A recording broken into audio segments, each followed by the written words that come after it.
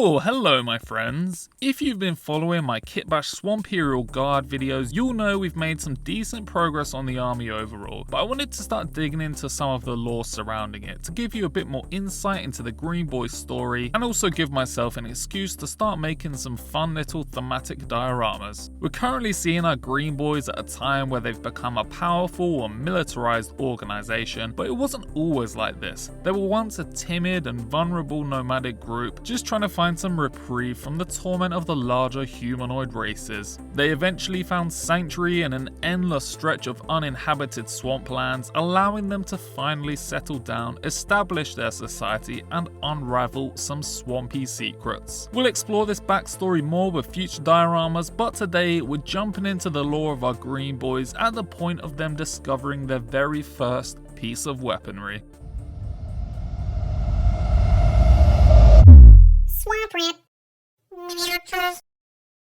So before I start dumping hot steamy Green Bois lore all over your faces, I need to assemble a little swamp environment for the weaponry to actually be discovered in. I started with one of my usual makeshift diorama bases, which is just a plastic pot with polystyrene shoved into it, and I decided to cut a kind of wavy hole into this one, as I thought having a visible side profile of a swampy resin pool later on could look pretty cool. I don't work with resin very often, to be honest, so the results are pretty hit or miss when I do whip it out, but I wanted to try something different with this little circular side profile piece today, and I was feeling naively optimistic at this point, so we'll roll with it for now. But yeah, I had a quick cleanup of all the debris I just spawned, trimmed off the excess foam to give it a flatter profile in line with the base, expanded the hole for the swamp pool slightly, and then cleaned up all over again. Next up, I wanted to add some rotten old swampy tree stumps to keep this build on theme with the previous creations I'd done, and this is a pretty simple process I've shown before. Just trimming down and shaping a chunk of XPS foam before roughing up the surface to look more craggy and barky. I stuck our newly formed tree stump down with a squidge of hot glue, then used a sprinkling of floral wire snippets to start poking in some mangrove style roots. I used single strands of wire for a bunch of them and gave the others some little offshoots to help them look a bit more natural once I add the glue. Which is coincidentally my very next task in this build. We've all seen it, we all love it, it's the phase where we turn these regular old Joe Schmo pieces of wire into some nice juicy ectoplasmic ropes, which adds the extra heft necessary to anchor these trees down in the swampy land and gives them a more gnarly appearance overall. This stump came out looking pretty good. I probably rate it in the top 98% of all the tree stumps I've ever made, but it did feel quite lonely standing here by itself, so I thought, f it, we'll add another one, and I did the exact same process for this happy little stump, except this time I made him a little bit taller and a little bit narrower to mix it up a bit. The trees were the only real kind of major naturey environmental add-ons I wanted to do for this diorama, so it was now time to start adding some texture and extra strength to the foam by using my trusty homemade mud mixture. I add this onto the trees as well as the ground as it gives them a nice rough surface too, and I always enjoy adding this stuff as it changes the piece from a weird mishmash of foam and glue into a slightly more natural looking landscape.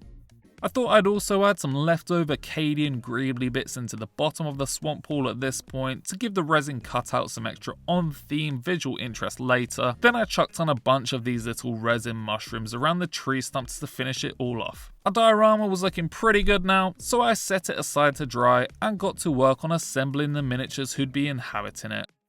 So the idea for this build was to have some tribal looking Green Bois dragging up an old Cadian body to find their first piece of weaponry. And in my recent Starship Troopers video, I was moaning about how I'd run out of older Cadian pieces, but I dug down deep into the sides of my sofa and found enough crumbs of Cadian life to scrape together one final boy, giving him a few adjustments to fit the limp and lifeless pose I wanted.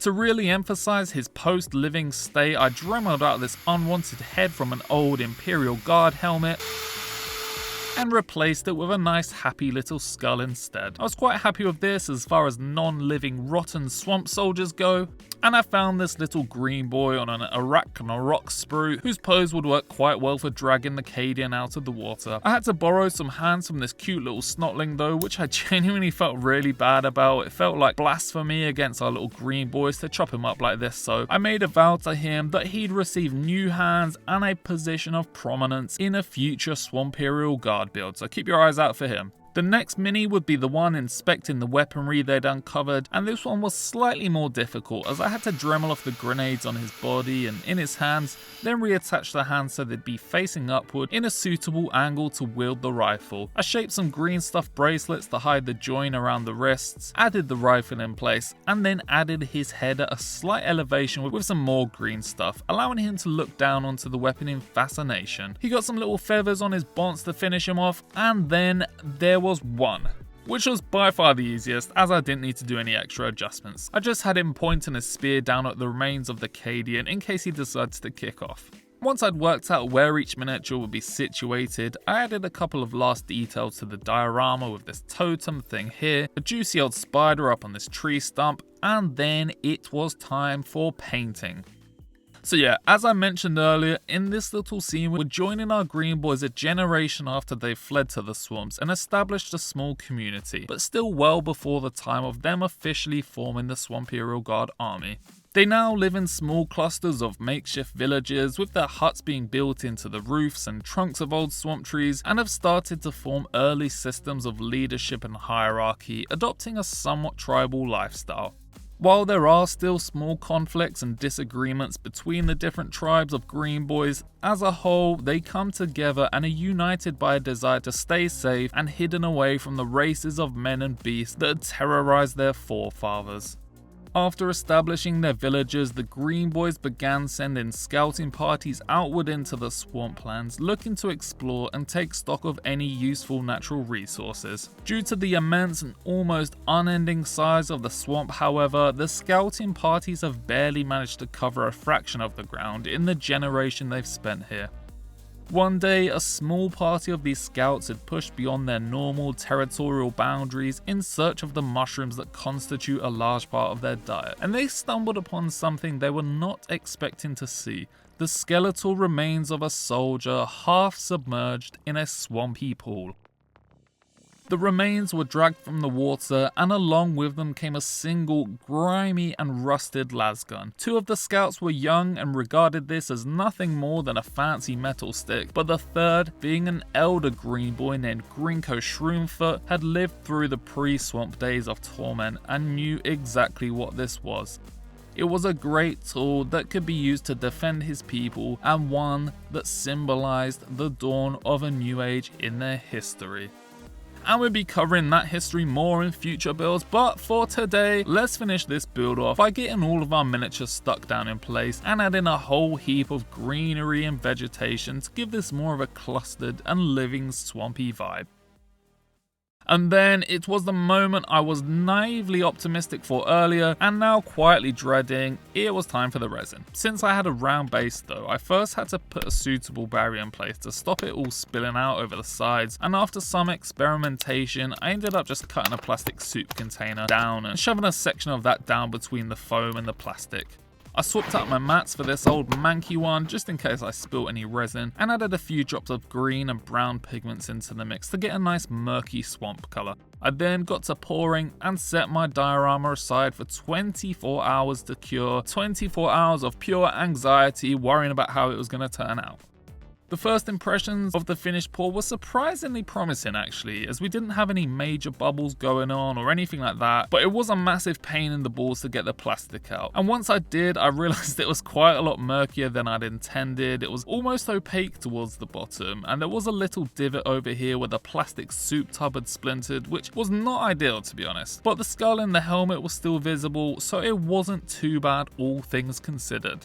And there was nothing I could do about it now anyway, so f it. I gave the surface of the water a bit of texture to show it's being disturbed as the remains are dragged from it. Then I painted in the spider I'd forgotten about earlier, then added some rough web effects using some Uhu glue for a final touch of detail. Ooh-woo! And with that, our first Swamperial lore diorama was now completed.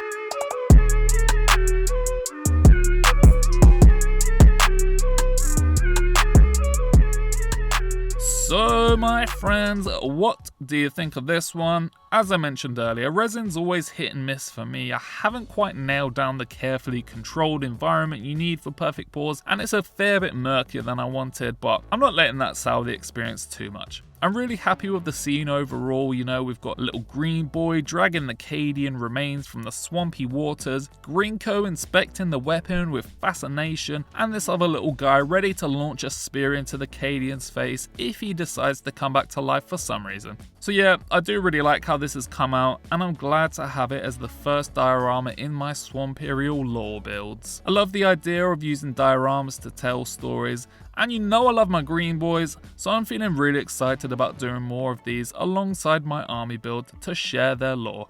If you enjoyed this video, then please subscribe or leave a like or a comment. Let me know down below what you thought of this build and how I could have made it better, and let me know what your woodcutting level is on RuneScape.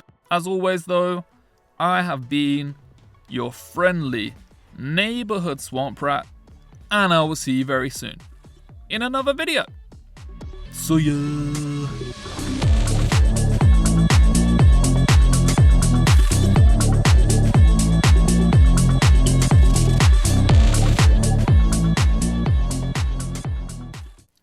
Some guy just walked past where I was going, ectoplasmic ropes.